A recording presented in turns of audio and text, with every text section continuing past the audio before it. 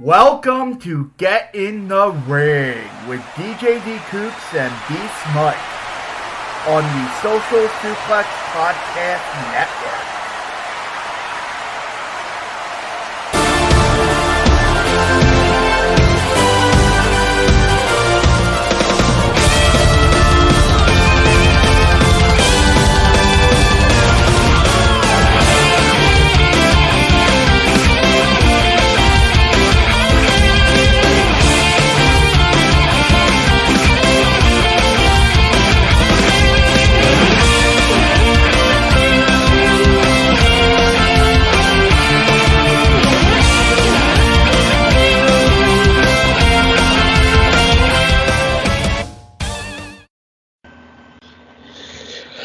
Yes, it is. It's time to get in the ring with DJ D Cooks and my cohort in crime, Beast Mike. Yeah, man. We are tag team partners in this show, as we've always been. It's a really... I think we're just trying to recover from what Takeover was. And what AEW was. And what AEW in Atlanta last night was. Those shows were hot this week. Those shows were really hot this week. Did you see the promo that Cody cut afterwards on Twitter? Yeah, I did. I thought it was nice. I thought it was a really, really nice touch that Cody showed. Did you see the promo that Ospreay cut? I did not see Ospreay's. I definitely did see Cody's, and I think Atlanta's crowd was hot. Atlanta's crowd was on fire the whole night. Which crowd was better, last week's in Austin or this week's in Atlanta? Ooh. It's so hard. I would say Austin. That's tough. I go slightly Atlanta, but it's tough. There really was no wrong answer because both crowds were good. Both crowds were very, very good. When you give crowds a great show. Mm-hmm.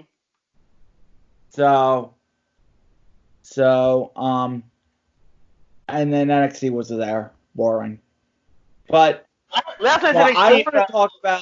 want to talk about two things before we go. Yeah. Before we go into wrestling. One life shit and then one plug because Mike knows what I'm going to talk about. He retweeted it, and then something that's close to both of our hearts, actually. Mm-hmm.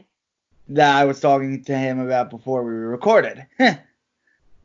So I got a certificate on Wednesday that Mike retweeted. It was awesome. One of the most fulfilling, important seminars, am I right? It was a Mental Health Recovery Seminar 1, RAP. It's a living and breathing document, essentially. I can't explain the whole program. It's a 2-day seminar. If it comes to your town, definitely take it. You get 35 total training hours. Taking it. And it's incredible. It's very inspiring. And I took charge in my mental health recovery, so very good stuff. And the second one near and dear to me and Mike's heart because we met at this place. This was the stage. Good. Stage that they gave us. Yes. Montco Radio is a stage where, like you said, he actually met me during the show I hosted called the Sports Lounge, and we struck up a relationship then because he came on my shows then, and later on with DJ Corona. Yeah, with DJ Corona as well, and later on we developed a friendship because we both love sports, and we both kind of realized, okay, we're big into wrestling. I'm definitely more domestic when it comes to my wrestling passion, and he's definitely more foreign with his. He doesn't just do WWE. So we kind of struck up with wrestling, and that's kind of how I got into New Japan and kind of stuff outside of WWE. So eventually, he ended up doing a show called Get in the Ring, which now we're doing right now. Coming up, which is obviously spawned into this, and the show that D Cooks has got planned is heavy. Let's talk about it. The Montco Wrestling Express. There's a lineage of wrestling shows in Montco Radio wrestling history. the redshirt player experience. Mm-hmm. He did Good guy. with RSP. Derek the Hoon Calhoun. You might not know these names, but you will get to know these names if you listen to the Montco Wrestling Experience and the Hoon Experience. He's doing a show 10 a.m. Rockstar Rob's doing his 8 a.m. show. I can advertise that with Hoon. April 4th is the day. So Takeover Day. The day of Takeover Tampa 2020. Is the day of the alumni broadcast. You can listen all day and tune in, MoncoRadio.com. Mm-hmm. It's where you used to have to listen to us exclusively. Yes. Before I learned how to record this show. Before I used to have to take a flash drive and record the show. Right. That's right. Yeah, in the studio, because they didn't have the I guess we didn't use Skype or whatever until we didn't use Skype. Yeah. So, we Skype our guests. Right. Because they had a computer. Right. So that's why he had to take a flash drive. I would have Semper VV on every week before I had Beast Mike on because I needed someone to talk to. Because I used to host a show called The Chat Down with somebody who was not good at hosting a wrestling show. Right. Who used to host it with Beats Mike, and he did not like the Japanese wrestling. He just wanted to go on about. It was strictly WWE. Yeah, and I hated that because I'm not passionate about it. Because you're nowhere near as crazy about WWE as you are about about New Japan or obviously about AEW or PWG. If he was around now and he said no AEW, I'm like. He had no shot. Yeah, he has no shot with he has no shot with me. Yeah. So naturally, it's been a pretty cool journey with getting the ring and with wrestling in general. Completely damaged. We have to. Completely damaged. Yes. Which is still on the air Mondays at 10 a.m. on MoncoRadio.com, and you can see the podcast on Podomatic and on iTunes and everywhere you can get podcasts with RC and Arthur I can't even do it. The Litman. Jeff Asch is going to be there too. Now Ben Litman is a guy that obviously I knew from the Sports Lounge, and he was on my shows quite a bit. He's one of my good friends from Montco as well. So he's been on Get in the Ring in the past also. Yes, and so for people who are confirmed for in studio, me, the executive producer of this and the host. So Morgan Killian Mosely is confirmed for this. Derek the Hoon Calhoun is going to be involved somehow, some way, either a call-in or a in-studio appearance. Matt, the Kiss Room Porter, will be there. Yes. He'll be running the day. Maybe in studio, Jeff, Mr. KYW News Radio Asch. Yes, a guy who I learned very well from. I consider him a mentor, especially for the sports. I consider him a mentor too. RC Cameron Hall. Hopefully he's there. Arthur and Ben Litman. Beast Mike. He may be making an appearance. I may make my return. We'll see. I know I'm planning on being kind of sort of busy, but at the very least I will call in. If I am free on that day, I will try to get back to Philly. I will try to get back. Yeah. But we will see what goes. And I would love to see you. It would be nice to be back on Montco Radio. It would be nice to be back at the old stomping grounds. And this is going to be bad. So it's live phoners. Beast Mike's guaranteed to at least call in. So at the very least I'll call in. So we have Kristen Ashley from Belle to Bells and Daily DDT calling in. Possible Monster Factory involvement. They're guaranteed for the pre-recorded section, which I'm going to get into. Kandi Burton from... She doesn't really have plugged, but she is a caller from Montco Radio. She calls into the Kiss Room. She's a very nice woman from Toronto. Yeah. And she's just a charm. She calls into my Heart and Heavy show all the time, too. She's a Nice. loyal listener. I would like her to be a part of it because she's a big part of Montco Radio. Jonathan Snowden from Bleacher Report. I just got confirmed that John Carroll, before we started recording from Voices of Wrestling on Bakadze, if he has nothing to do, he'll call in. And I have to get timing with all these people, so more work for me. Pre-recorded messages, so these are going to be 1 to 3 minute MP3 clips. Top 3 wrestling memories, moments associated with Montco Radio. A plug, so they can plug their thing. A well wish from Montco Radio. And then the clips that are not used on the show, on the original hour, will be posted along with the original Montco Wrestling Experience on various on this Social Suplex podcast platform, since I have access to the Social Suplex Brett Circle account. This will be posted on the Social Suplex as part of Getting the Ring. I find it appropriate that it be posted. No, it's a good way to get back to and show love to where all this began. So names, I have names confirmed. For this. And then I'll give you the date again and the time. And so John McAdam from the Stick to Wrestling podcast.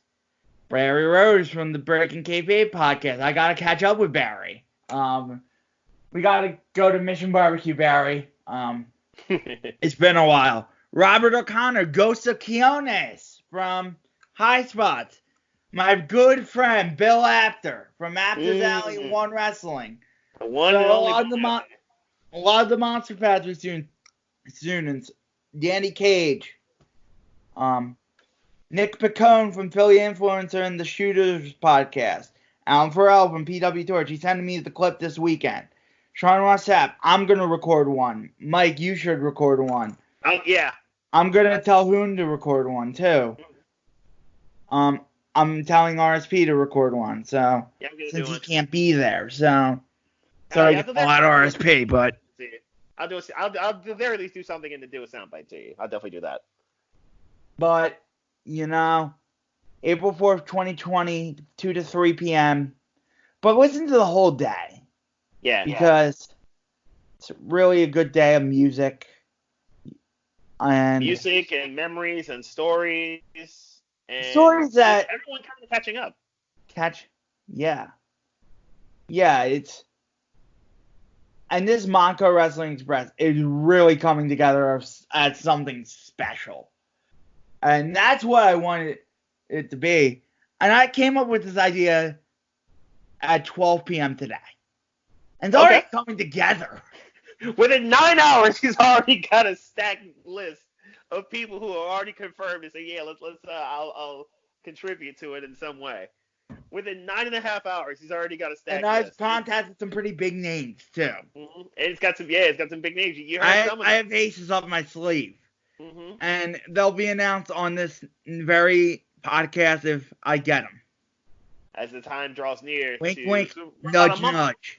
We're about a month and a half, so you think D-Coos is going hard right now with all the names he just listed. I was talking to Beast Mike before this podcast. He knows what I was doing. There's some stuff he's trying to drop. I'm not gonna say no names, but there's some stuff he's trying to drop that's big for this. So as time goes on, D-Coos is gonna come out with all the details knows you need to know. What I'm trying to do for this. Yes. So he's trying to go harder than even what he's doing right now. Think about this. He did all this in 9 hours. He's got a month and a half left. Do even more before this happens. Think about that. Think about it. And the best part is I can get Beast Mike back.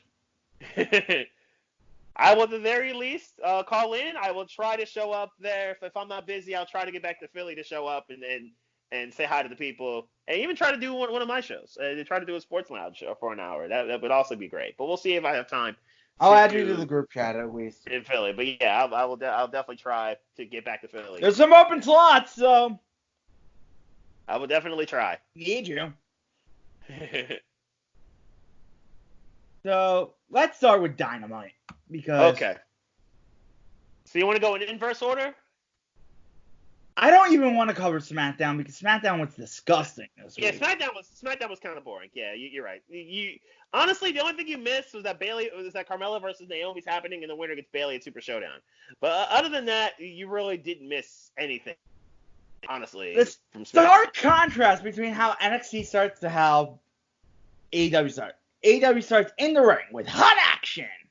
AEW came out swinging from the work show. And then the same monotonous promo in NXT, you know. We'll go back and forth with the Wednesday Night War because I'm passionate. Okay, so you want to? All right, so I guess Dekus, I think you should cover AEW. I'll cover NXT.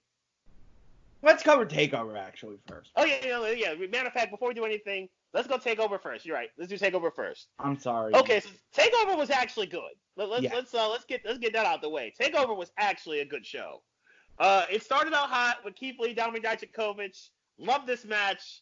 As I mentioned many a time, this is easily my favorite rivalry in WWE, no matter the brand. I love when these two throw down and go hard with it. This kind of had a nice story to it of can you top this, but at the same time, how these two dudes were just throwing bombs at each other. It was just a matter of attrition and who's gonna fall first. The answer was Dijakovic. Although first off, that dive he did with that precision and an accuracy with Lee in the chair between the two tables, absolutely insane. Absolutely insane. That powerbomb spot where Lee powerbombed and Dijakovic ate it was also dope. It was also crazy. But the match itself was awesome. I will probably go back and watch it after the Flyers game, but it was an awesome match in general. I think I gave it 4 3/4, but this is a really, really good match. I love this match. Lee obviously keeps the title via the Big Bang Catastrophe. Next up, we got another dope match of Dakota Kai, Tegan Nox, the street fight. This was entertaining, but I think D. Coops and I, we both agreed on this as we watched the shows live. We didn't love the ending. Neither of us did. Neither of us were a fan of the ending with the interference. I don't know why. I wish that this was done. The interference was done in their TV match, and then Candice could get involved, and then you got more of a story with a little bit more substance to it. But other than that, the match itself I think was very productive. It was Kai who won the match. It was a solid match. It's just the ending I wish was just done better. I don't think Rodriguez had to get involved in the ending. At least only her. Kind of wish it was just done better there. Gargano Balor was kind of boring, which is disappointing because both guys are capable of so much more than that. The match itself was kind of boring. I really couldn't get into it like I wanted to tell the truth. On second watch, it was better. Yeah, I'll rewatch Takeover in its entirety. Just watching it once, it didn't come off as well as I thought it should have. I think they ramped it up towards the end, which was good. Like the first half was, I think, dragged on too long, but the second half I think was good. So it's a solid match. If this is a one-off, I can live with it. Balor gets it done. It's probably a one-off because I would imagine it's a one-off. It looks like it's clear that Gargano's doing something different, and Balor's probably going to do something different, as we'll see next week. Belair and Ripley was entertaining. I really did like this match. I enjoyed this from start to finish. I thought this was paced pretty smoothly. I think both women brought it and brought different stuff to the game. The ending, I think, was solid as well. With the modified Riptide, I thought was a nice way to end it, as Bianca couldn't hit the KOD. Rhea retains, and then Charlotte makes her appearance, which we kind of knew was coming and kind of speculated right before it happened. Charlotte appears and declares she's coming for Ripley, and then attacks Bianca right after the fact, after hitting Ripley with natural selection. So we got Charlotte versus Ripley. Charlotte becomes the first Rumble winner to challenge for an NXT title, as opposed to a title on Raw or SmackDown. But this was well done. I think this played off very smoothly. Plus Bianca got her clap back on NXT, which I thought was nice. The tag match was awesome. The tag team title match was incredibly entertaining and frenetically paced. Undisputed Era, O'Reilly and Fish, you could argue absolutely the best NXT team of all time. They've had a really good tag match with the Broserweights. Incredible stuff there. Broserweights getting it done. What I guess the Bro to Sleep or the Riddle End, I think what they call it now. Either way you want to call it, this is a really, really good match. And the Broserweights get it done into the tag champions, which I think is perfectly fine. This screams Undisputed Era gets called up on WrestleMania weekend. All 4 of them. But I think this was highly entertaining from start to finish. Then we get to the title match, which I really enjoyed the story and the determination of both guys and how hard they were willing to go and how far they're willing to go to keep and or get back the NXT Championship. So I love that storyline. Gargano interfering at the end? I guess. I don't love it. I don't love that we could ever clearly running back Gargano and Ciampa again. I don't love that. I would have been perfectly cool with Ciampa winning the title. I thought Cole would retain, but I would have been perfectly cool if Ciampa won the title, and this was another sign of Undisputed Era being called up at the WrestleMania. I'd have been perfectly cool if that was the case, but obviously Cole retains after Gargano's It was bloated. It's clear Gargano's going to be heel now with Ciampa being face, so we'll see how this goes down. It also had diminishing returns. And that was NXT TakeOver Portland. It was dope. Pretty much every match was very entertaining. It also had diminishing returns because too many big kickouts and some selling. I kind of wish Dream and Roddy. Can you hear me? Hello? Yeah, I can hear you. I said it was kind of for a moment, but yeah, I can hear you. I said there were some diminishing returns. Because some matches, you think they dragged on a little bit? You think they could have ended a little bit sooner each match, I guess? They could have shaved 10 minutes off this match. Probably. They probably could have chalked up. They probably could have cut time in a lot of different matches. I get it. You want to give everybody time. I get that. And you want to tell a story with every match. I understand that. So yeah, I can see where you're coming from. But no, it was a very good show. So I'm not gonna completely dump on it. This is their first takeover of the decade. I think it was very good. So I'm not gonna hate on it. All right. So do you want to handle NXT and AEW Let's on do the side Raw by side? real quick because I'm bored. Raw was not good. That probably would be the proper route to go. Raw's not good. It sucks. Moving on. Let's just say that. Okay. Yeah. Matt Hardy angle was good. That's it. No, I didn't really get much out of. I didn't get much out of this Raw. I got little to nothing except for Randy Orton. Yeah, except Raw started hot. Raw was hot to start with, so I will totally give it that. After the Randy Orton stuff, after what Orton did to Matt Hardy, not much else. Not much else that you can really go home with. They basically ended the show this week with the same event last week, minus Joe and minus Rollins.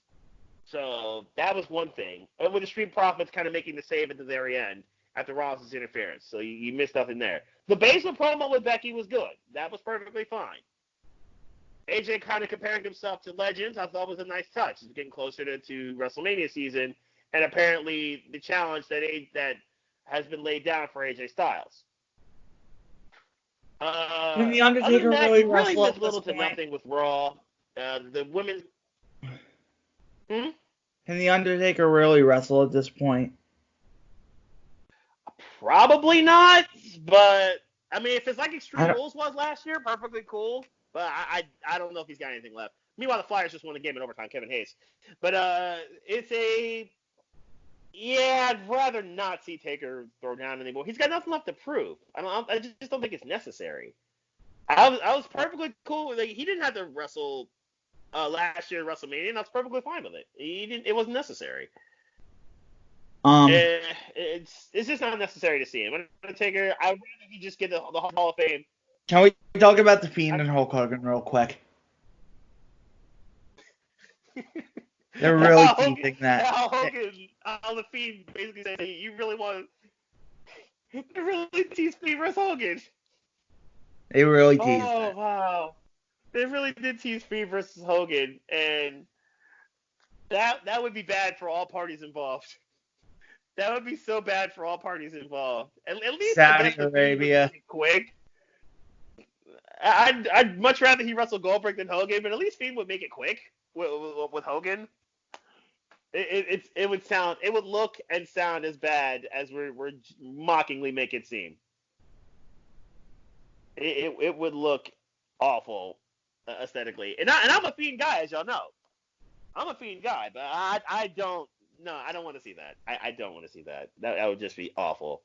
So basically on Raw, the one thing you missed was basically the first segment was Randy Orton and Matt Hardy, and then Baszler and Becky's promo I thought was also very good. That had a whole lot of meaning. But other than that, honestly, you didn't really miss too much with Raw. So that's really what happened there. The money stuff was on Wednesday with NXT and especially AEW.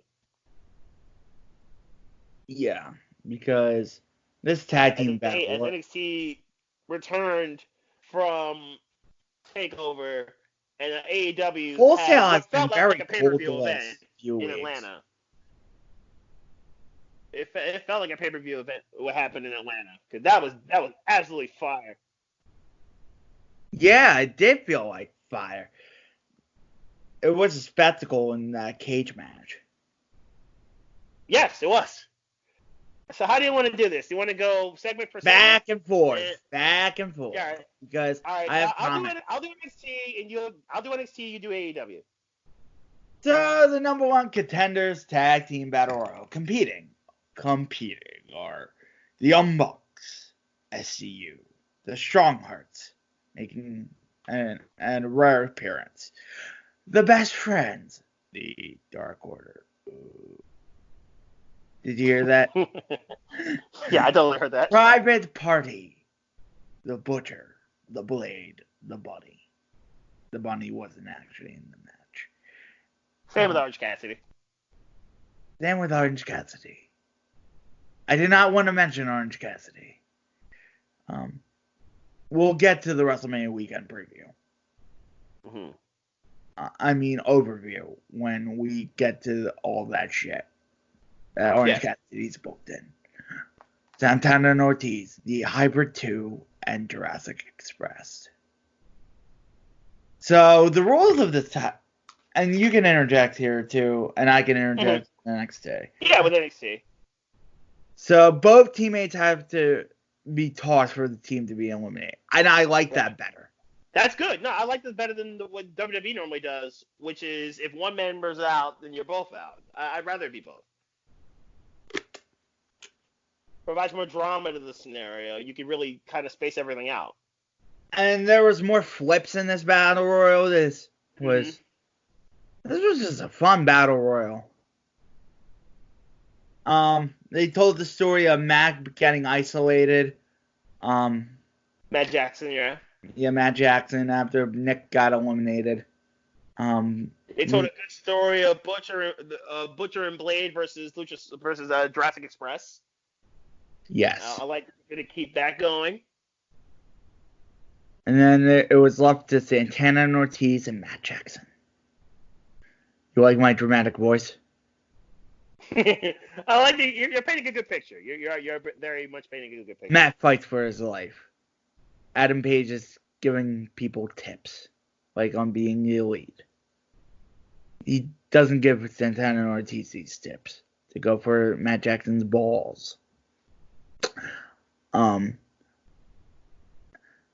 Super kick Matt avoids elimination and super kicks Ortiz. Not to mention that super kick that he gave Sammy Guevara as he tried to interfere. Ooh, yeah. So That Guevara was out. That was one of the best super kicks of all time. You are not kidding. Guevara had no choice but to eat that foot. And then Santana, he eliminates Santana for the win. This was a really good and fun battle royal. They told several stories. Mm-hmm. You go to NXT. Can you do this? Yeah, I got NXT. So, Undisputed Era kicks off NXT, and basically they really Adam Cole. cut a promo saying, "I told you so." He retains over Ciampa. He made no mention whatsoever to Johnny Gargano's interference, as you would probably expect. And just when it looked like Roddy Strong is about to talk about his match with Velveteen Dream, Velveteen Dream appears on TV to continue to troll Roddy and kind of goat Roddy into saying, "Okay, let's have this one-on-one without your boys." Roddy later accepted. Well, you can even skip by that part. But really, it was just a promo segment to start the show. So and then they have to show Nuclear Hot. It wasn't Nuclear Hot. It was Nuclear Cold. No, I was about to say AEW was started off Nuclear Hot, and NXT started off Ice Cold. And then they had to show the entrances of Jordan Devlin and Leo Rush, and they had to show the bell ring, and then go to fucking commercial. That was bad. Fucking annoyed the fucking shit out of me. That was bad. I mean, they did double box it at some point during the match, during a commercial break, and the match itself was good, but yeah, it took me out of the match. I can't give it a rating at that point, and I could give AEW shit a rating. That first part, I guess, yeah, I can understand that. It just took all the life out of it for you. I get that. All WWE fans pop for is the entrances and the finishes. For the most part, unless there's something spectacular in the match itself. Yeah. Chris Statlander versus China, this was unspectacular. Right. Except for Britt Baker on commentary. And she brought me coffee. I love Britt Baker. And they made somebody show the Starbucks logo.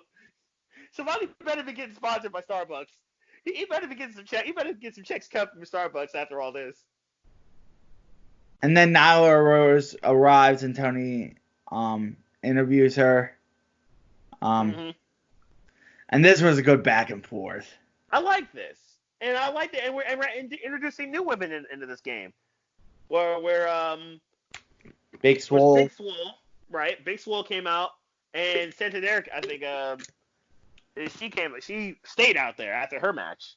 I like that. I like that we're introducing new women involved, not just Rio and Britt. So we're putting more women on game on this. I like it. That was smart. John Mox. Oh, your turn. No, I'll go back to Full Sail. Back to Full Sail to kind of tie a bow on the Devlin versus Leo Rush match. The match itself was good. How they handled the breaks aside, the match itself was actually good. I like that the Leo Rush kind of showed off some more of a ground-based game to combine with this aerial game. I did enjoy that. But ultimately, Devlin was just a little bit too strong, and the Irish Ace was able to finish the deal with a headbutt and Devlin's side to get the pin. So Jordan Devlin retains the NXT Cruiserweight Championship and keeps the title effectively on NXT UK. Right after this, I'll just breeze through this really quickly. Austin Theory was about to have a match. Tommaso Ciampa came out and interrupted him, warned Austin Theory that you should just leave the ring now. You don't want no wars. Austin Theory, unfortunately, his youth got the best of him, and he decided and Ciampa basically tore him apart, literally tossing him from one barricade to the other. I fast forward through Tommaso Ciampa. Ciampa was incredibly pissed. So basically, Ciampa wants more heat, obviously. No, specifically, Tommaso Ciampa promos. Okay.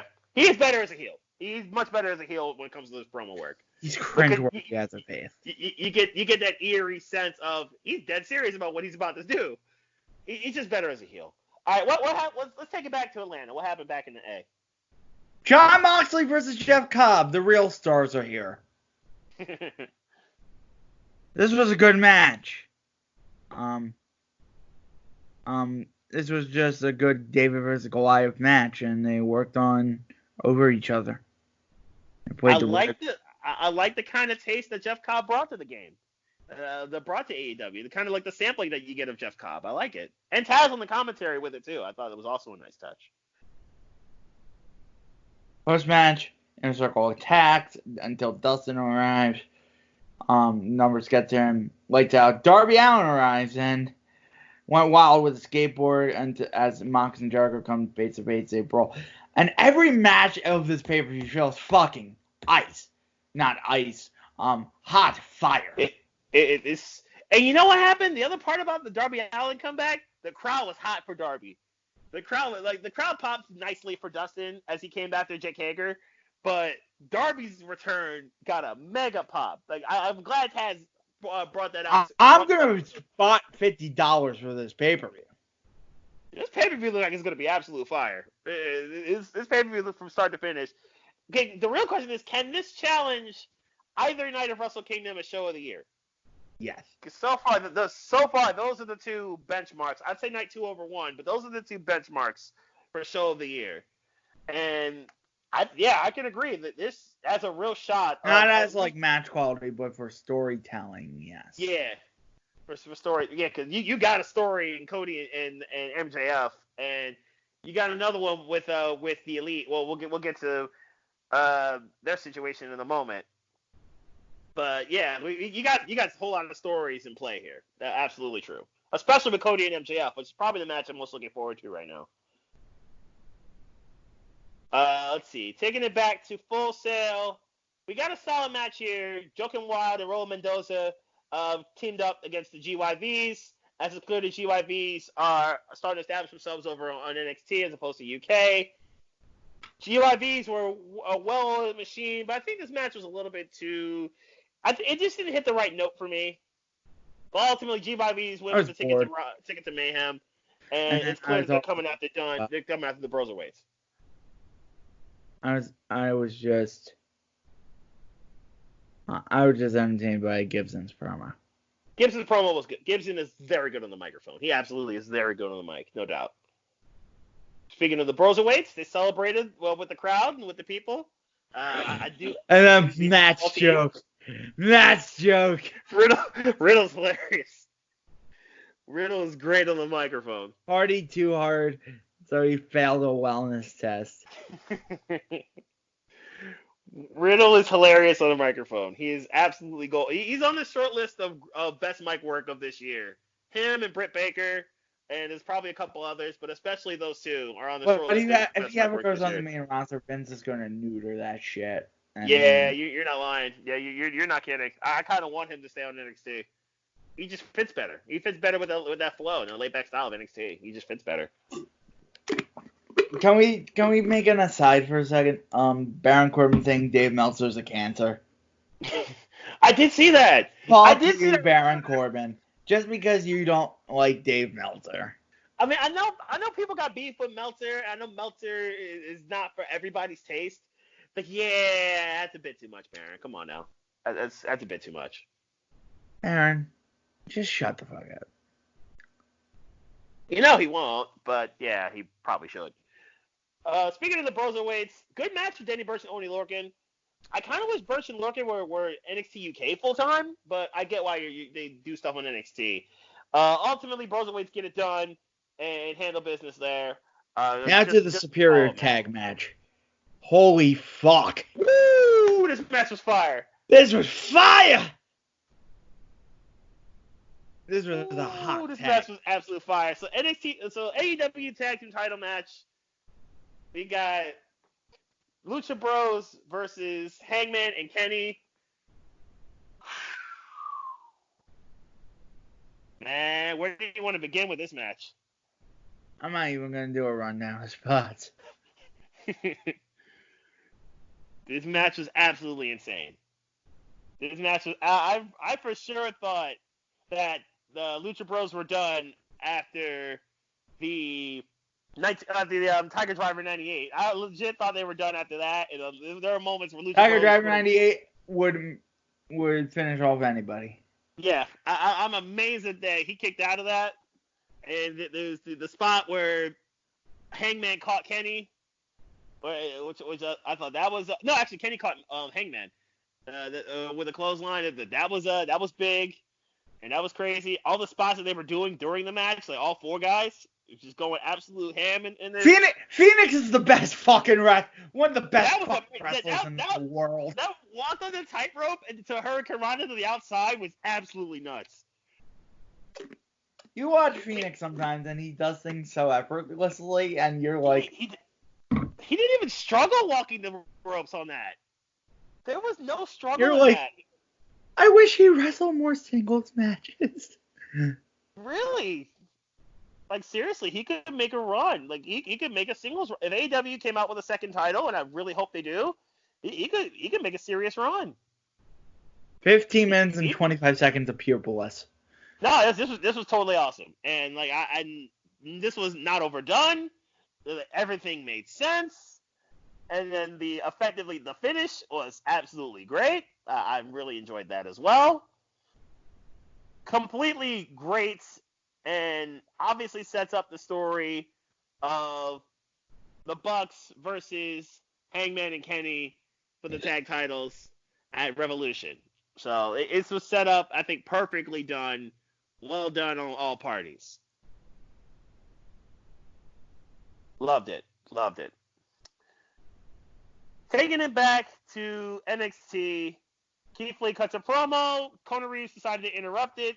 That match was shorter than the sentence I just said. 10 seconds.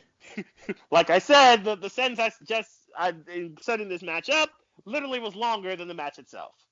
Back to catering for you, Kona. Yeah, and then Dijakovic wants more heat with Keith Lee. I'm okay with this. And Keith Lee basically said, if Regal agrees to it, we can run it back. So let's do more. I'm cool with that. Chelsea Green hit a unprettier that wasn't very pretty. No, it was he up. tried to call it an unprettier, but it really wasn't. It was really kind of like a neckbreaker gone wrong. Although the whole point of what made this match pop was obviously Bianca's promo, which I thought was awesome. I thought it was good. I love that she's trying to jump into this whole thing with Charlotte and Rhea. I'm perfectly okay with it. If it becomes a triple threat, let's do it. Let's make it hot. I think that would be a great triple threat. Plus, Bianca versus Charlotte would also be awesome. So let's do more of this. Bianca wants heat with Charlotte. I'm here for this. Let's see it. I'd love to see Bianca invade Raw and attack Charlotte. That'd be perfectly cool. But the match itself with Chelsea Green and Kaden Carter is not that great. It sucked. It was pretty bad. It was pretty terrible. Yeah. Let's save Cody versus Wardlow last. Yeah, let's do that last. Right, exactly. So the main event was Velveteen and Roddy, and honestly, Gentlemen's 3. It was clunky. Velveteen Dream was off. Yeah, he was. He was clearly very rusty. Normally Velveteen Dream's really good, but he was pretty rusty. They threw some shots. There were some solid punches that connected. Did I tell you that there's a Velveteen Dream Orange Cassidy match? That exists? In Evolve. I kind of want to see that now. I'm going to watch that later. But but Velveteen, I think he's clearly rusty. Send you the link. I'm going to watch that match later. I'm definitely going to watch that later. But I think he was rusty. Amalgamation. Oh, nice. Of characters. It sure doesn't. It doesn't flow like it would right now. Is what you're saying. It does. Mm-hmm. There's a reason why it was booked. Okay. Dream versus Orange.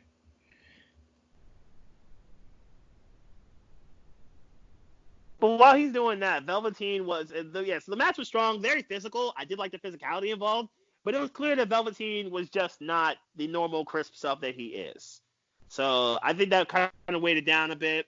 The stuff afterward made sense. Velveteen wins the match with the DVD, but ultimately it was an Undisputed Era that got the last laugh with Fish and O'Reilly doing their move and then doing the high-low, and then we got Roddy Strong doing the end of Heartache to close the show. It seemed like Velveteen Dream's going to do something with TakeOver against somebody from UE. I'm hoping it's Cole. But that's how NXT was. Kind of dry, quite honestly. Except for, and Finn Balor cut a promo saying he's coming after somebody next week. But really, NXT was kind of dry. AEW was not. No, let me search for this Velveteen Dream Orange Cassidy match. I spelled Velveteen wrong.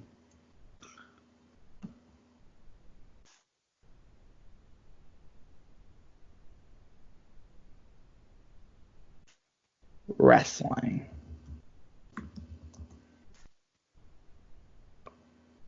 Velveteen Dream with some savagery with his tweet. Velveteen Dream with a savage tweet. So Velveteen Dream claims, "Don't tell Roddy, but Marina," that's Marina Shafir, Roddy's wife, "gifted me these lace gloves made from her panties as good luck heading into Wednesday. Safe to say Lady Luck is on my side, and your wife Marina's on the other. Wink. I win, I won, poof, be gone. Velveteen Dream with some frontline savagery.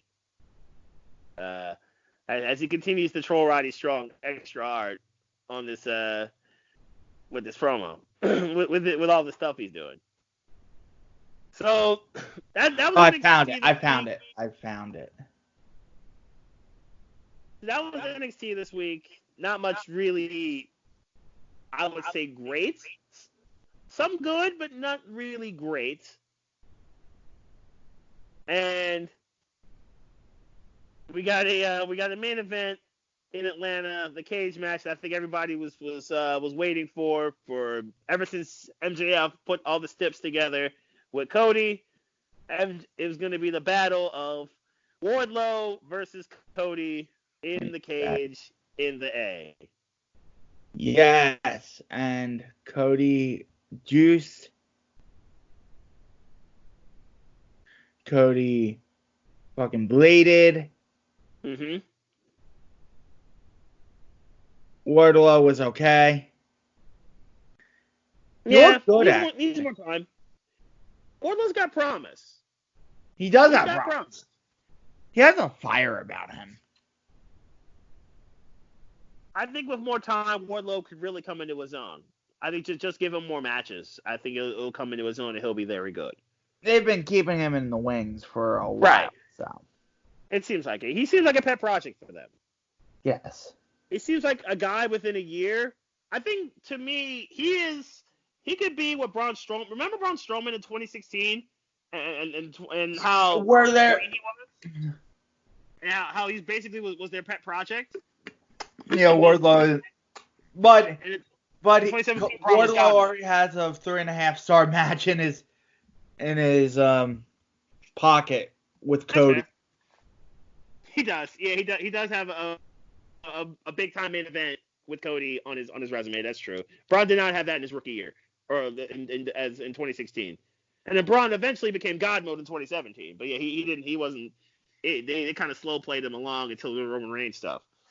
I think Wardlow's got that kind of flow to him. I think with more time, in about a year, I could see Wardlow being a monster and being like one of the top dudes on the show on AEW. I could totally see that. There are some. But Cody got through all three of the steps, except for obviously he's got to last this week without punching MJF, which I'm sure he will. And then he's good to go. And then we get the match with MJF and Cody on the 29th. So AEW was fire this week, absolute fire. Tremendous stuff all around. Yep. But next week we got the Iron Man with Pac and Omega. Yes. We got Jurassic Express versus Butcher and Blade. We got what else? We got. Let me see it real quick. Major stuff. But I know those are the major two things they were promoting and talking about. Next week on AE. Let me do it. Those are the only two things. Yeah, it was it. Yeah. Probably a really passionate Cody. Oh, I'm expecting this promo video to be amazing for Cody and MJF. This promo video should be dope. It needs to be dope. With some really dramatic music. Mm-hmm. Yeah, they're gonna have some good storytelling for that one. So our Social Suplex boys are gonna be in Tampa. Okay. They live in Tampa. So there's a good chance they're gonna go to Takeover Tampa Bay. They live. A Mania. Nice. So it starts Tuesday at 6 p.m. at the Italian Club of Tampa with Tampa Bay Pro Wrestling. Get your tickets.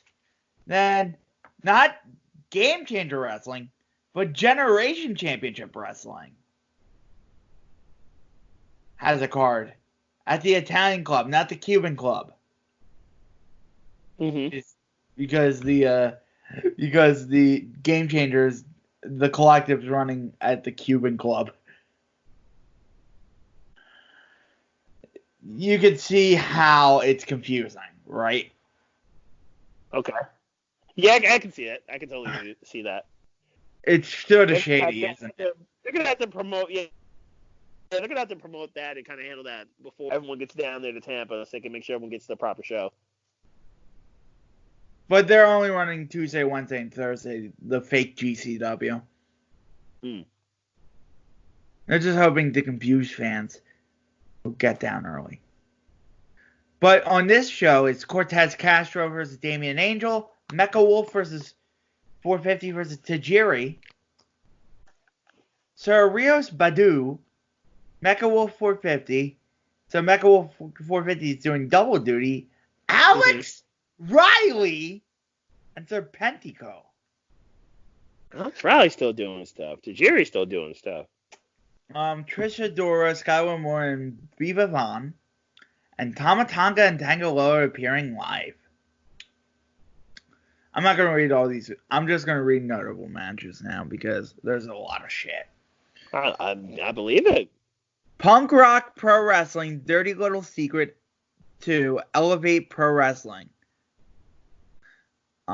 Start time 10 p.m. at the Italian Club of Tampa. Then Wednesday, April 1st, J-Lex takes back the power. And then Punk Pro Wrestling's been running a number of shows. Cyberpunk Pro 2020. Aaron Epic versus Daniel Makabe is an interesting match. Okay. Generation Championship Wrestling's running another show at 8 p.m. Chuckles the Clown King versus Eric Cannon's a match, apparently. At this generation. Platinum Pro Wrestling, Lucha Mania 4. There's no Lucha talent on this show. So Thursday, April 2nd. Free general admission for this show. It's at the courtyard of the Cuban Club. At 11 a.m. It's GCW's, so this is not the fake GCW, this is the real GCW. Game Changer Wrestling. Jimmy Lloyd's D Generation F. You're going to see a lot of these shows. It's some wrestlers' irony show. And you're going to get my opinion on it in a little bit.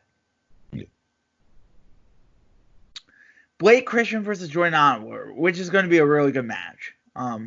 That's going to be a really good match. I would go see that for free.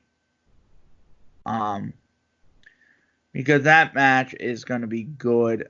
Two young, hungry, independent wrestlers. Announced talent, Carlos Romo, Benjamin Carter, Blake Christian, Jordan Oliver, who are in the match.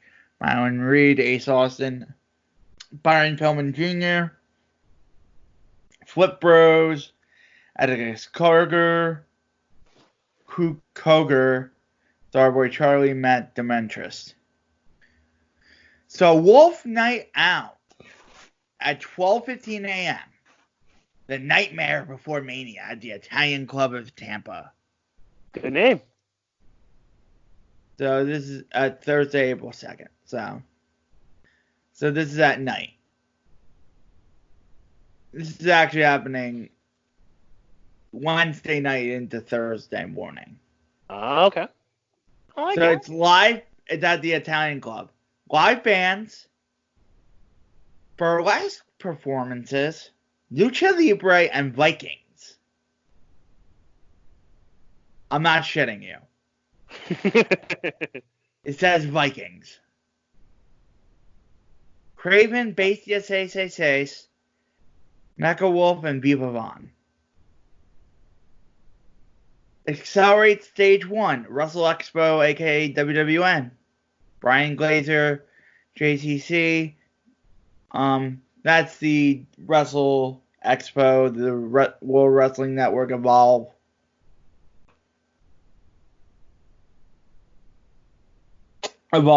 You know, that promotion group. Okay. They have a big WrestleMania weekend, so I figured Evolve would put their 2 cents in. Murder Mania Night 2. I didn't know they had a Night 1. This is the first I've heard of Murder Mania 2. Southern Nights, 7th Avenue, Tampa, Florida. No ring, no rules. Apparently. At the Cuban Club, 3 p.m. Cuban Club's getting a whole lot of business on this. This is where the Collective is. So the IWTV events are there. So they're streaming live and stuff like that. So you're going to see a whole lot of irony. But this is where all the this is the Texas Indie show. Tom Lawler, Ricky Starks, Alley Cat, Ruben Steele, and a bunch of other names. 3 p.m. at the Ritz. This is where the WrestleCon is. The WrestleCon shows will be. Yorba City, 7th Avenue, Tampa. Announced 10 New Japan Pro Wrestling Line Break 3. Yes, New Japan is doing their show. Hiroshi Tanahashi, Ren Narita, Carl Fredericks, Alex Coughlin, Clark Connors. This is like a small show, so. Okay. Zack Sabre Jr., El Desperado. Accelerate, Stage 2. We don't know the details because WWN doesn't really release details. Prestige Wrestling, 5 p.m. at Southern Nights. Oh, God. Have you ever seen Danhausen's gimmick before? I can't say that I have. I'm going to send you his Twitter.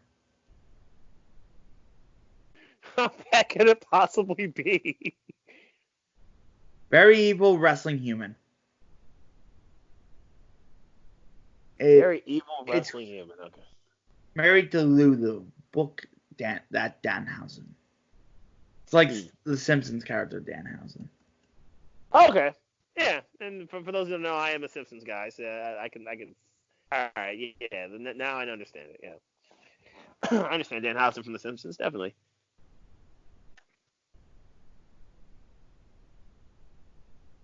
Yes. So somebody took a character from the Simpsons. So it's Su Yang. Wow. That definitely is his Twitter picture too. I know. Andrew Everett versus Alex Zane. Effie Warhorse. You want to see the Warhorse? I'm going to send you his Twitter too. Because the Warhorse is great, man. He has a great Twitter.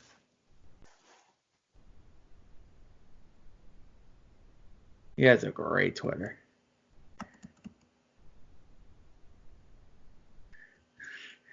I'm just sending you a bunch of irony wrestlers now. Effie, the gay wrestler. We'll get to him later because he has a big gay brunch coming up. Preview later. Sonico, Mance Warner. He has a show coming up too. Jake something. Ziggy Dice. Does Ziggy Dice have a show? Full Throttle Pro Wrestling. Tampa Bay Mania Beer Run. Three Daughters Brewing. Get tickets. And then the biggest conflict of Mania weekend. It's Friday night. Okay. It's Thursday night, actually. Because Thursday, April 2nd, has Bloodsport versus the WrestleCon Super Show. At the Cuban Club or at the Ritz.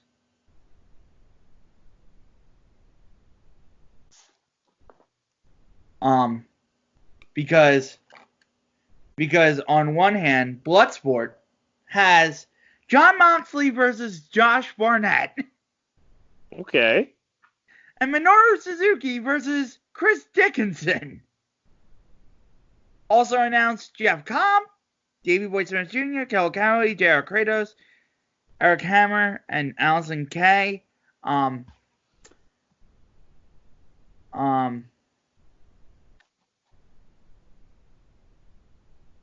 Yeah, Max Brados announced this show.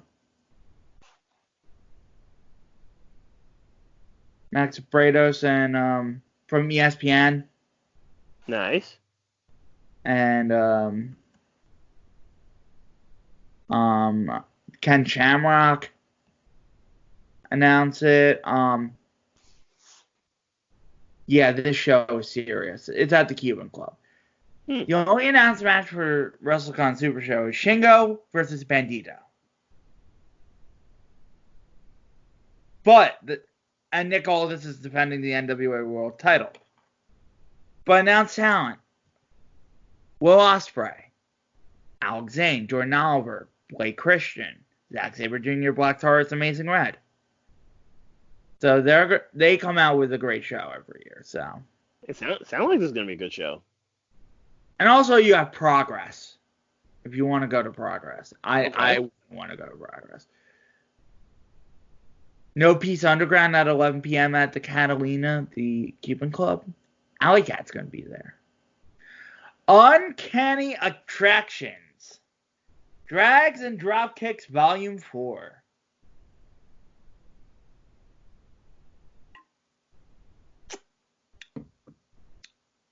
So we have Still Life. I'm going to announce this whole card because this is hilarious. Still Life with Apricots and Pears versus Sugar Dunkinton. Shotzi McKenzie, Danhausen, and RJ City versus Kandi Lee, Su Young, and Zoe Lucas. Effie versus Sunny Kiss. That match had to get booked. Ronnie Nicole versus Danny Moe, Billy Dixon, Devin Monroe. I thought it said Devin Moore. I was like, why would Devin Moore get booked on a show like this? And MV Young versus Funny Bone. WWN Super Show is not at the 8 o'clock hour. It's at the 11:55 hour. Yarber After Dark. And ICW New York No Holds Barred 3. Because for some reason, ICW New York thought they could run a show this year. So it's no submissions, no holds barred, no rules. Tessa Blanchard versus Amazing Red. This match is going to be good. Chris Dickinson versus Masashi Takeda. Nick Gage versus Loki. That should be fucking good. And S.A. Rios versus Tony Deppen. S.A. Rios still getting it in. All right. And then AIW Thunder in Paradise. So Matthew Justice versus Joshua Bishop, Ice Train Swoggle, the Philly Marino Experience. Friday, April 3rd, For the Culture. This is actually going to be a good show at the Cuban Club. It's actually a unique show, too. Because it's like African American wrestlers. Okay. So announced for this show is Too Cold Scorpio, Flip Bro, Shug D, Desmond Xavier, Trey Miguel, Myron Reed, Kristen Casanova, Jason Cade, like a bunch of black wrestlers, including Crime Time. Yeah, I've been noticing Crime Times, especially JTG, has been all like flooding all over Twitter and Instagram with various things that he's up to. So, and then at 11 a.m. at the Ritz is Tokyo Joshi Pro Wrestling with DDT. And the only announced match for that is Konosuke Takashita with Yuki Unano. And they have a bunch of announced talent for that. I'm not going to announce their name. I mess up DDT names easily. Evolve 149. Pizza Party Pro Wrestling. Okay. Birthday bash at the Cuban Club. 3 p.m. KTB versus Cape Van Ugg and a bunch of other matches. Super Crazy's going to be there. Tony Devin versus Eric Stevens. at the Pizza Party Wrestling. Hopefully there's pizza there. That would defeat the point. It'd be disappointing if there weren't. That's false advertising. So, Ethan Page's body guy extravaganza at the Ritz. Irony Wrestling. So, Brian Cage versus Scott Steiner. Your reaction? Scott Steiner's still doing stuff. But I'm going to read you the stipulation. 3 stages of hell. Okay. I'm going to read you the stages. All right. Stage 1. Live debate.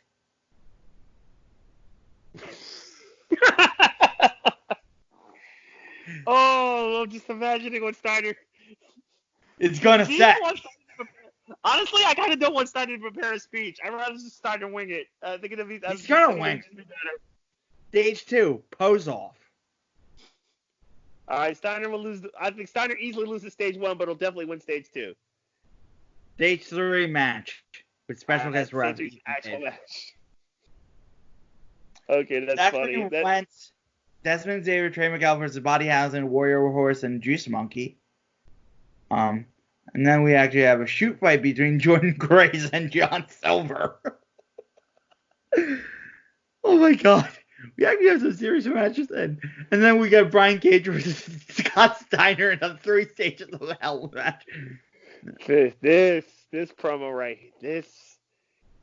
This WrestleMania weekend's the greatest. This is gonna be wild. This whole thing right here. Impact Wrestling. Wild. TNA, there's no place like home. They're going back to the TNA roost. Mr. Anderson, D'Lo Brown, Chris Sabin, Chris Harris. Scott Steiner is going to be there. Amazing Red, P.D. Williams. At least Phoenix is not Russ. And then Spring Break. It's coming back. The Clusterfuck's coming back. Will Ospreay. Alex Shelley versus Tony Deppen. And the irony match of all irony matches. You want to take a guess of the 2 participants? I'd rather just hear it because somehow it's a New Japan wrestler and an AEW wrestler. A New Japan dude and an AEW guy. Then a straight think of the most serious New Japan dude and think of the most lackadaisical AEW dude. The most serious one I can think of is Ishii. Think of the most sadistic New Japan dude. Oh, sadistic dude. Okay. Most sadistic. He leads his own stable. He probably leads Los Ingobernables de Japón? No. No, I'm thinking... It's a group. Thinking Evil? Goon. Suzuki. Oh, Goon. Oh, Suzuki-Goon. Minoru Suzuki. And then lackadaisical AEW. We talked about him earlier. Orange Cassidy? Yup. That's the match. Okay, that should actually be pretty funny. That should actually be pretty good. The irony matches of all irony matches. It's over after this weekend. Because such brilliant marketing by Janela. That is actually well done. I'm not even going to hate on that. Well done, Joey Janela. So, Marcus Crange, Bondage, a Go-Go. Tom Lawler versus Effie. Power versus Jamie Senegal. Ziggy Dice, Eddie Only versus Death Dales. Sexy Eddie and Corey Dice. Live BDSM performances. Burlesque. I mean, it's Florida, so it's Florida, so that kind of stuff is like that doesn't faze me too much. They're actually doing it during a wrestling show. That is wild. No ring death matches and music. At 11:59, you probably have to be 18 to 10, but sure, because the BDSM stuff, sure. It's not like you're a kid walking in on that shit. It's SmackDown Live. Kaiju Big Battle. Have you ever seen Kaiju Big Battle? I have not. I'm going to send you a YouTube clip. Because what? We got the Hall of Fame on Thursday for WWE, and then SmackDown Friday, TakeOver Saturday, WrestleMania Sunday, and then Raw on Monday. Which kind of like that opens up the new year effectively for WWE. So it's kind of how. So even then, you got some wild stuff happening there. So. All right, so here's the sizzle roll. You're gonna be amazed. And notable wrestlers have appeared in Kaiju Big Battle, like Kota Ibushi. And wrestled in the costumes.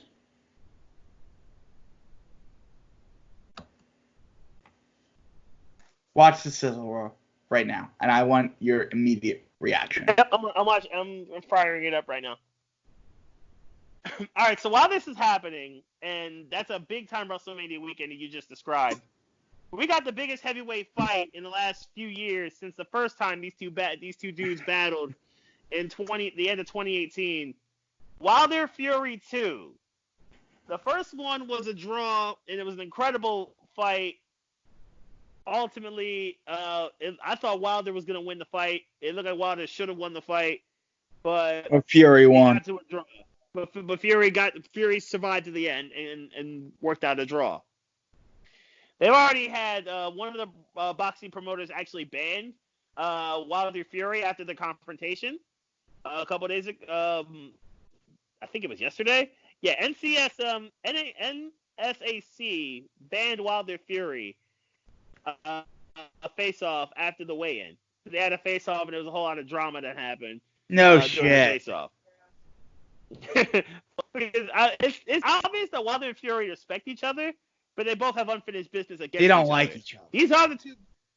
Yeah, that's pretty established. These two, and I think Anthony Joshua's third. These are your three heavyweights. These are legitimately your three heavyweights right now in the game right now. Who you got? How many rounds? Is it a knockout? Wilder, 10th round knockout. I think this goes 12 again, but I agree Wilder finishes him with the right hand. I think Wilder would have had him in the 12th round in the last fight, but somehow Fury got up. I think this goes 12 again and Wilder knocks him out. Your thoughts on Kaiju Big Battle? I would tell you if it actually loaded up. It did not. The video so far is unavailable. Oh. Let me YouTube it again. Moving on. How do you spell the Kaiser part? K-I-S-E-R? K-I-K-A-I-J-U.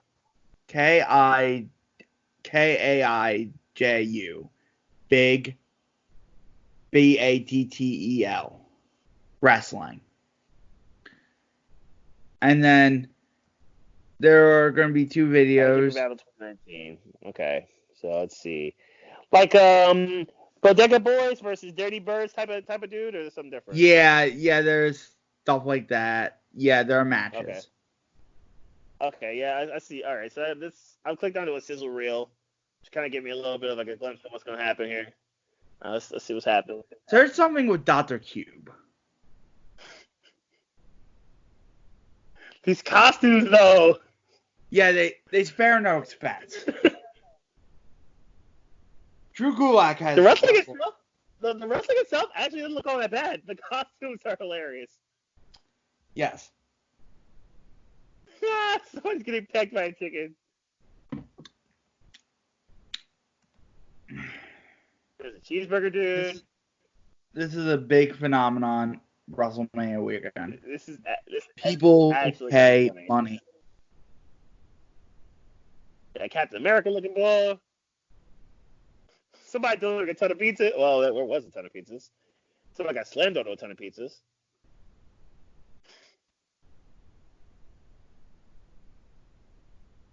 Okay, this is actually legitimately funny. Somebody dressed up in a blooming onion. I respect that because I'm a fan of blooming onions. I don't follow the stories, but they do stuff. I'm not sure you really need a story to this. I think it's just but watch they it do and have let it do what it does. Kaiju Big Battle, it's a performance by the New York City-based performance entertainment group Studio Kaiju. It's like a but wrestlers have performed. I'm about to watch a match of Dusto Bunny versus Goldie Man from last April 4th. Yes. That's the first match I kind That's of from WrestleMania weekend. Yeah, from last year's WrestleMania weekend. Right. So they were in New York I think in New York. They probably were in New York City for this. Clearly, the crowd's nice for it. The crowd just like what's happening here. Kota Ibushi won. It looks like they have like Kota Ibushi loves Kaiju Big Battle. Because it seems like it's just fun. I think it doesn't seem like it's trying to be he loves serious. the wacky it's shit. Really fun. Yeah, that's what I'm saying. Like it seems like this thing's just for fun. Like it's not even like it's not trying to be serious. It's not trying to be anything else. It's not trying to be like crazy. And they're well trained too. Yeah, I can see that. So Black Label Pro. Let's get back to WrestleMania weekend. It's at midnight too. 11:55. Let's see how much tickets are to this. I wanted it in a different tab, but let me see how much. For $30, you can't go wrong. Sixers and Nets were tied at 103 with 16.2 left.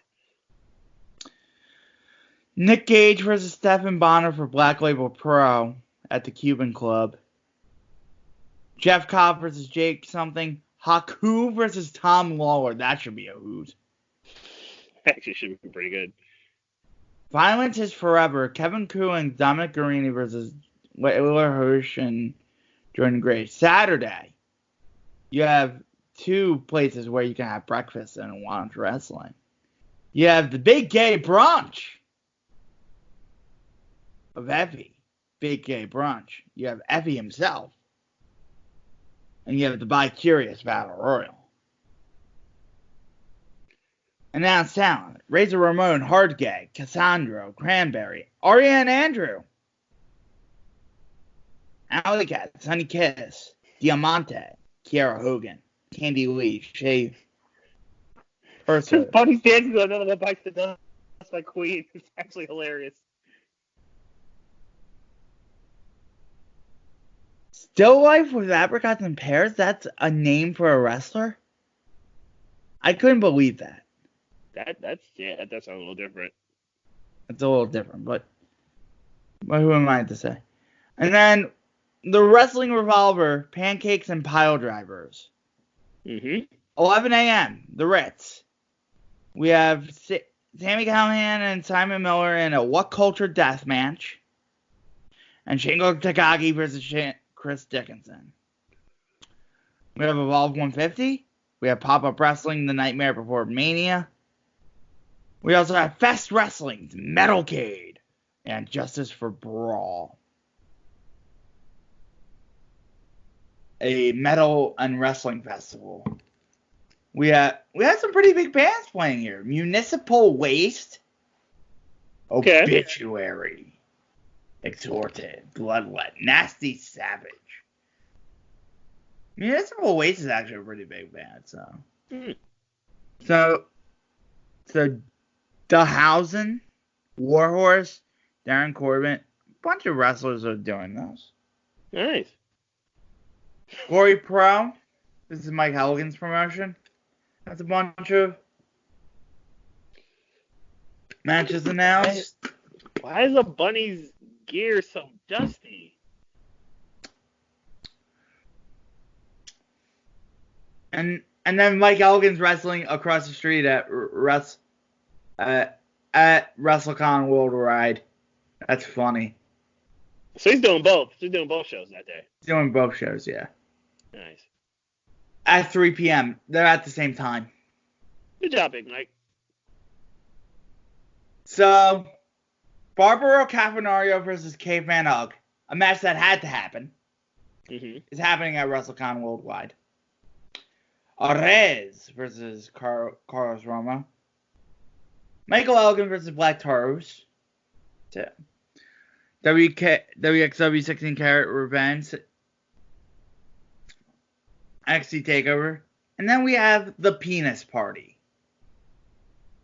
We have Chris Brooks and Maki Ito versus Mayu Yamashita and Konosuke Takashita. That should be actually pretty good. Danhausen versus Priscilla Kelly. Effie versus RJ City. That match had to get booked. Shazza McKenzie, Kylie Ray, and Giselle Shaw versus Amale, Taya Valkyrie, and Ivelisse. And then this match I find absolutely hilarious. Whoever had the idea to book this, and I think it was Joey Ryan's idea. And I'm not saying the next sentence under this. I might say it anyway, but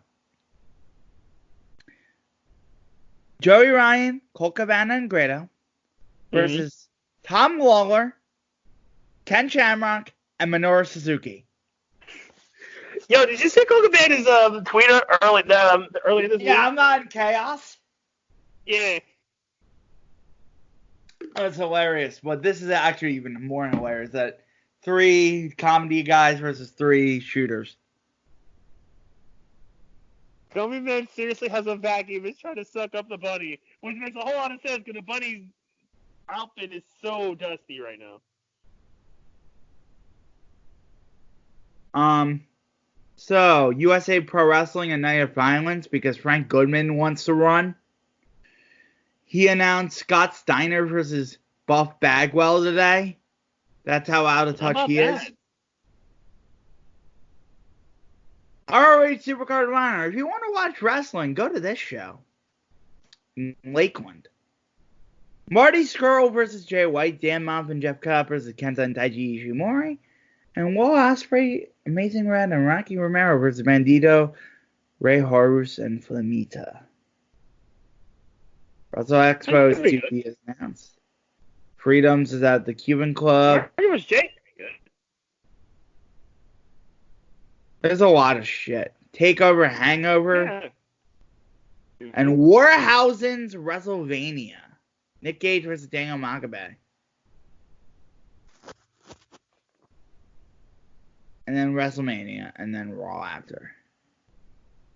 And then we have WrestleVision's trivia. We have For the Fam after party. We have Bullet Club block party. So Bullet Club. Not a bunny did a bulldog. So plugs.